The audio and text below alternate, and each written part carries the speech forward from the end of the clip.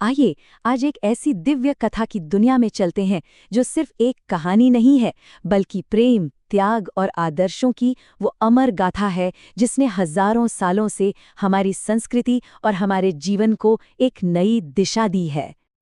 जानते हैं, ये पूरी कहानी असल में 3 मजबूत खंभों पर टिकी है।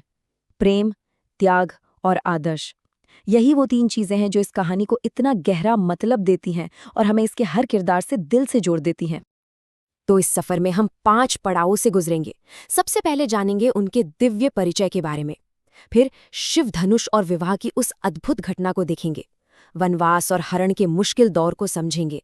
लंका पर विजय की कहानी सुनेंगे और आखिर में उनके आदर्शों और विरासत पर बात करेंगे। तो चलिए कहानी शुरू करते हैं बिल्कुल शुरुआत से। इसकी नींव रखी गई थी 2 महान किरदारों के जन्म के साथ, जिनका अवतरण 2 अलग-अलग राज्यों में हुआ था, लेकिन जिनकी किस्मत एक साथ लिखी जानी थी। देखिए, एक तरफ थी अयोध्या, जहां धर्म पर चलने वाले राजा दशरथ के यहाँ 4 दिव्य पुत्रों का जन्म हुआ, और दूसरी तरफ थी मिथिला, जहां ज्ञानी राजा जनक को खेत जोतते हुए धरती माँ ने अपनी बेटी सौंप दी। जरा सोचिए, कैसे 2 अलग-अलग जगहों पर किस्मत एक ही कहानी बुन रही थी। श्री राम, राजा दशरथ के सबसे बड़े बेटे, जिन्हें हम मर्यादा पुरुषोत्तम भी कहते हैं। पर क्यों? क्योंकि बचपन से ही उनमें सच्चाई, हिम्मत और धर्म कूट-कूट कर भरे थे। उनका किरदार सिर्फ एक राजकुमार का नहीं, बल्कि हम सब के लिए, पूरी मानवता के लिए एक मिसाल है। और फिर थी माता सीता, जिन्हें प्यार से जानकी भी कहा जाता था। उनका जन्म तो और भी अनोखा था। वो किसी माँ के गर्भ से नहीं, बल्कि सीधे धरती से प्रकट हुई थी। शायद इसीलिए उनमें धरती जैसी ही सहनशक्ति और पवित्रता थी, जिसका कोई मुकाबला ही नहीं था।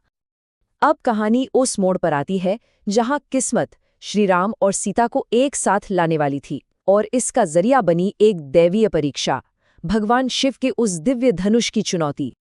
तो राजा जनक ने अपनी बेटी सीता के स्वयंवर के लिए एक ऐसी शर्त रखी जो नामुमकिन सी लग रही थी। शर्त थी भगवान शिव के उस धनुष पिनाक पर डोरी चढ़ाना, जिसे बड़े बड़े योद्धा मिलकर हिला तक नहीं पा रहे थे। पूरी सभा में बस एक ही सवाल था, आखिर कौन है वो जो इस चुनौती को पार कर पाएगा। और तब अपने गुरु की आज्ञा लेकर श्री राम आगे बढ़े। उन्होंने बड़े आराम से उस भारी धनुष को उठा लिया, और जैसे ही उन्होंने उस पर डोरी चढ़ाने की कोशिश की, एक जोरदार आवाज हुई और वो दिव्य धनुष 2 टुकड़ों में टूट गया।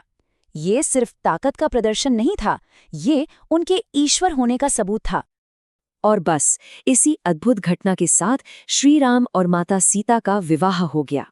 ये सिर्फ एक शादी नहीं थी, बल्कि प्यार, त्याग और धर्म के रास्ते पर उनकी एक साथ चलने वाली यात्रा की शुरुआत थी। पर जिंदगी हमेशा एक जैसी नहीं रहती है ना? खुशियों के इस दौर के बाद एक बहुत बड़ा मोड़ आना बाकी था। एक ऐसा मोड़ जो उनके आदर्शों, प्यार और हिम्मत की सबसे कठिन परीक्षा लेने वाला था। श्री राम के राजा बनने की सारी तैयारियां हो चुकी थी, लेकिन ठीक एक रात पहले रानी कैकेयी ने राजा दशरथ से अपने वो 2 वचन मांग लिए। एक से भरत के लिए राज और दूसरे से राम के लिए 14 साल का वनवास। 14 साल, ये एक बहुत लंबा और मुश्किल वक्त था। सोचिए, ये सुनकर किसी पर क्या बीतेगी, लेकिन श्रीराम, उनके चेहरे पर जरा भी दुख या गुस्सा नहीं था। उन्होंने मुस्कुराते हुए इस आज्ञा को मान लिया, क्योंकि उनके लिए अपने पिता के वचन का मान रखना ही सबसे बड़ा धर्म था। यही तो उनकी महानता है। और जब माता सीता को ये पता चला, उन्होंने एक पल भी नहीं सोचा। उनके लिए राम के बिना महल के सुख भी बेकार थे। उन्होंने सारे ऐशो आराम छोड़कर अपने पति के साथ जंगल के मुश्किल रास्ते को चुना। ये उनके प्यार और समर्पण की मिसाल है। जंगल में जीवन मुश्किल था, पर शांति थी। लेकिन फिर कहानी में एंट्री हुई रावण की। अपनी बहन शूर्पणखा के अपमान का बदला लेने के लिए लंका के घमंडी राजा रावण ने धोखे से माता सीता का हरण कर लिया, और यहीं से धर्म और अधर्म के बीच उस महायुद्ध की शुरुआत हुई। अब कहानी अपने सबसे अहम मोड़ पर है। अब बात थी माता सीता को वापस लाने के संकल्प की और धर्म अधर्म के बीच उस ऐतिहासिक लड़ाई की। देखिए, ऐसे मुश्किल समय में भी श्रीराम ने धैर्य नहीं खोया। उन्होंने बड़ी समझदारी से काम लिया। पहले सुग्रीव से दोस्ती की, फिर हनुमान जी ने लंका जाकर सीता जी का पता लगाया, वानर सेना ने समंदर पर पुल बनाया और फिर आखिरकार लंका पर चढ़ाई की। इसके बाद एक ऐसा भयंकर युद्ध हुआ जहां अच्छाई और बुराई की सारी हदें पार हो गई और अंत में श्री राम ने रावण को हराकर अधर्म का नाश किया और धर्म को फिर से स्थापित किया और इस तरह माता सीता को रावण की कैद से आजाद कराया। तो युद्ध खत्म हुआ, विजय हुई, लेकिन कहानियां खत्म नहीं होती। चलिए अब आखिरी पड़ाव पर चलते हैं और देखते हैं कि श्री राम और सीता ने अपने जीवन से हमें क्या सिखाया, कौन सी विरासत दी। 14 साल पूरे होने पर जब श्री राम, सीता और लक्ष्मण अयोध्या वापस लौटे तो पूरे शहर को दियों से सजा दिया गया। ये वही दिन है जिसे आज हम सब दिवाली के रूप में मनाते हैं, अंधकार पर रोशनी की जीत का त्योहार। श्री राम के शासन को इतिहास में राम राज्य के नाम से जाना गया। अब ये राम राज्य क्या था? ये सिर्फ एक राज नहीं था, ये एक सोच थी। एक ऐसा समय जहां कोई दुखी नहीं था, कोई गरीब नहीं था और जहां न्याय और धर्म सबसे ऊपर थे। ये आज भी एक अच्छे शासन का सबसे बड़ा पैमाना है।